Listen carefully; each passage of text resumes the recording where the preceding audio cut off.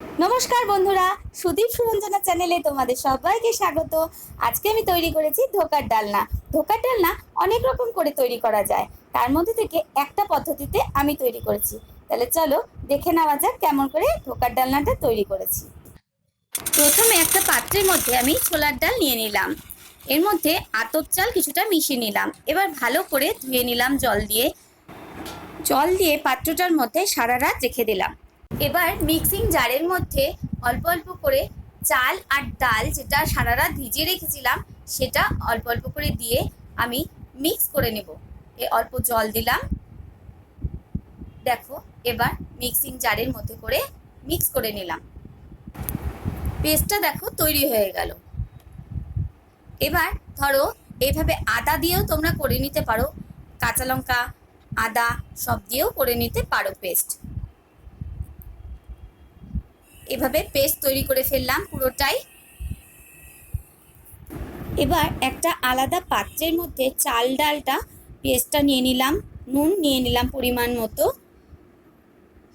তারপর দিয়ে দেব হলুদ গুঁড়ো, সেটাও পরিমাণ মতোই দিতে হবে। এবার দেখো এইভাবেই ফেটিয়ে নিতে হবে, ফেটানোর উপরেই এটা তৈরি হবে। যত সুন্দর করে ফেটাবে ততই ভালো হবে।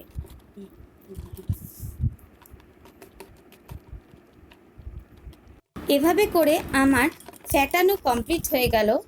তারপর কড়াইয়ের মধ্যে তেল দিয়ে আমি এগুলো ভাজবো বলে আমি ভেজেই তৈরি করব, তাই ছোট ছোট আকারে করে নিয়ে ভেজে নিলাম।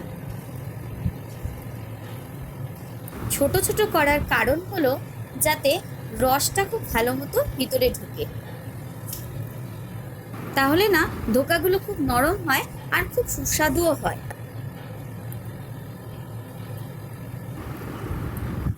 এক পাশটা হয়ে গেলে উল্টে পাল্টে দিতে হবে যাতে সব দিকটাই সুন্দর মতো ভাজা হয়। আমার একবারে ভাজা কমপ্লিট হয়ে গেল। এভাবে করে আমি সম্পূর্ণটাই তৈরি করে নিলাম। এবার আমি আদা লঙ্কা জিরে সবই শিলপাটায় বেটে নিলাম।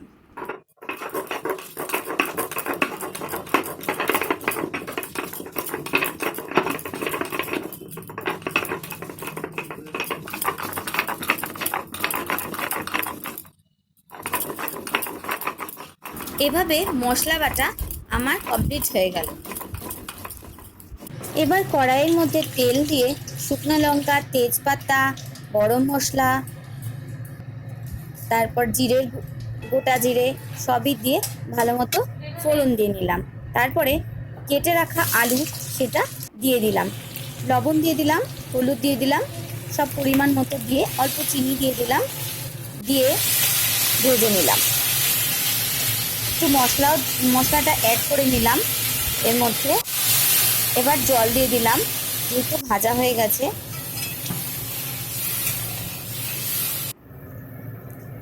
ঝোলটা ফুটে যাওয়ার পর আমি অল্প অল্প করে ভেজে রাখা ধোকাগুলো দিয়ে দিলাম। এবারে ভালো করে নাড়িয়ে নিতে হবে যাতে ঝোলটা সবকটা ধোকার মধ্যেই ভালো মতো মিশে যায়। এভাবে ফুটে যাওয়ার পর অল্প গরম মশলা এর মধ্যে দিয়ে দিতে হবে, একটু ভালো করে ফুটিয়ে নিতে হবে। গরম মশলা অ্যাড করে দিলাম। এভাবে করে তৈরি হয়ে গেল ধোকার ডালনা। তোমরা নিজেরা ঘরে বানিয়ে এভাবে করেও দেখতে পারো, বেশ ভালো লাগে। একটা পাত্রের মধ্যে এবার ঢেলে নিলাম, দেখো কেমন লাগছে, খেতে কিন্তু খুব সুস্বাদু হয়। তোমরা একবার বাড়িতে এটা করে দেখে নিতে পারো, খুব সুন্দর খেতে হয়।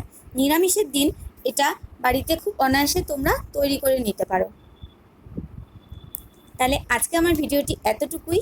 যদি ভালো লেগে থাকে তাহলে অবশ্যই একটা লাইক দিও আর আমাদের চ্যানেলটিকে সাবস্ক্রাইব করে নিও।